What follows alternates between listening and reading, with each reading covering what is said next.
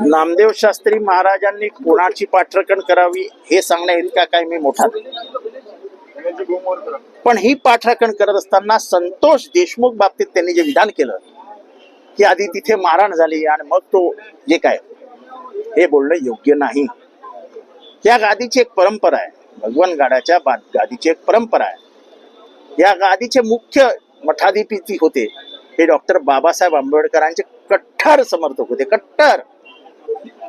आता मी नामदेव शास्त्रींना विचारतो, नामदेव शास्त्रीजी, मी नावं वाचून दाखवतो. गेल्या काही वर्षांमध्ये खून झालेल्यांची नाव आहे का? संगीत दिगोळे वंजारी, बाळास काकासाहेब गर्जे वंजारी, महादेव मुंडे वंजारी, बापू अंधळे वंजारी, बंडू मुंडे वंजारी. ज्यांच्यावर जीवघेणे हल्ले झाले, महादेव गीते वंजारी, सातबाई सहदेव सातबाई वंजारी, राजाभाऊ नेहरकर वंजारी. ज्यांच्या खुन्यात अडकून त्यांना बर्बाद करण्याचा कट रचले गेले, शिवराज बांगर वंजारी, बबन भाऊ गीते वंजारी, रामकृष्ण बांगर, विजयसिंह बांगर वंजारी, प्रकाश मुंडे वंजारी, राजाभाऊ पड वंजारी. यांना न्याय मिळणार आहे का?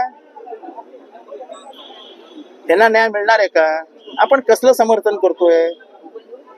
खून कोणी केला? मी 100% सांगतो, खून धनंजय मुंडेंनी केलेला नाही. पण ते निर्दोष आहेत का? नाही. ह्या गँगला पोषण्याचं, मोठं करण्याचं काम, राजकीय राजाश्रय देण्याचं काम त्यांनी कळत ना कळत केलंय ना.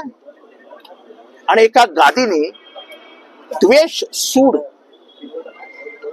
याच्या विरोधात भाष्य करायचं असतं. शांतता निर्माण होईल, प्रेमाचे संदेश द्यायचे असतात. त्यांच्याकडनं अशा कृत्याबाबत भाष्य करणं हे मला तरी पटलेलं नाही. ते माझ्या दृष्टीने अत्यंत आदरणीय आहेत, अत्यंत आदरणीय आहेत. पण आदरणीय माणसाने आपल्या शब्दांना मर्यादा द्याव्यात असं माझं मत आहे. त्यांनी संतोष देशमुखांबद्दल केलेलं वक्तव्य अत्यंत दुर्दैवी.